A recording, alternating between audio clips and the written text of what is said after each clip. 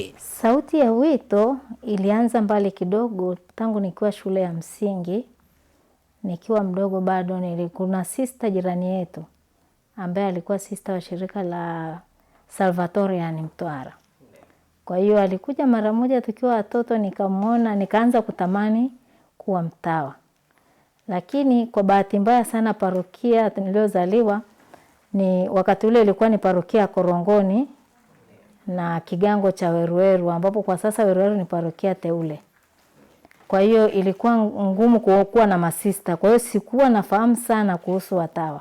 Ila nilipenda sana maisha ya utawa, na wakati mwingine tunapokwenda ila andamo la Ekaristi, nilikuwa nasikia tamanio kubwa la kupata nafasi ya kuwa karibu na Yesu, hasa kwa njia ya sala.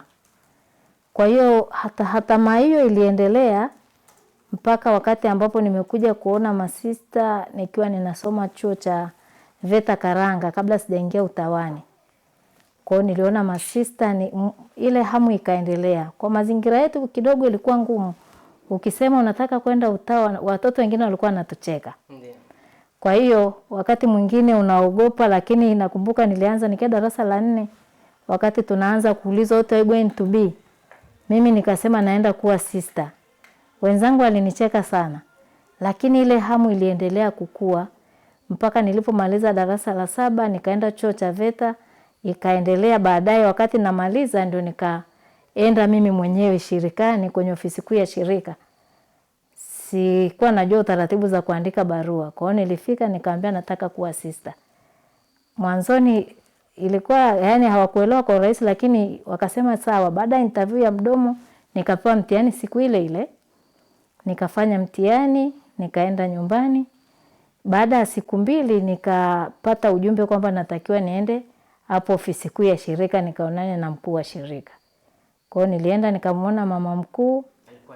Alikuwa ni sister Mama Greda Mosha. Kwa sasa ni mstaafu. Kwa hiyo nilienda nikamuona na yeye akanihoji. Baada ya kunihoji akaniambia sasa kwa vile hatukufahamu na wewe najua ufahamu masista, utakuja tutakaa na wewe kwa mwezi mmoja. Alafu kwa sababu wenzako wa mwaka huu wameshafanya mitihani, wameshaenda mpaka medical examination.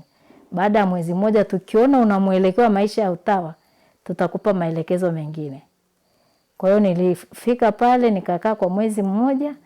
Baadaye nilipewa sasa barua ya kuitwa shirikani. Ndio wakati ambapo nilirudi nyumbani nikaenda kujiandaa, na wakati huo ndio kipindi niliweza kumwambia baba yangu, maana muda wote sikuwa nimemwambia baba.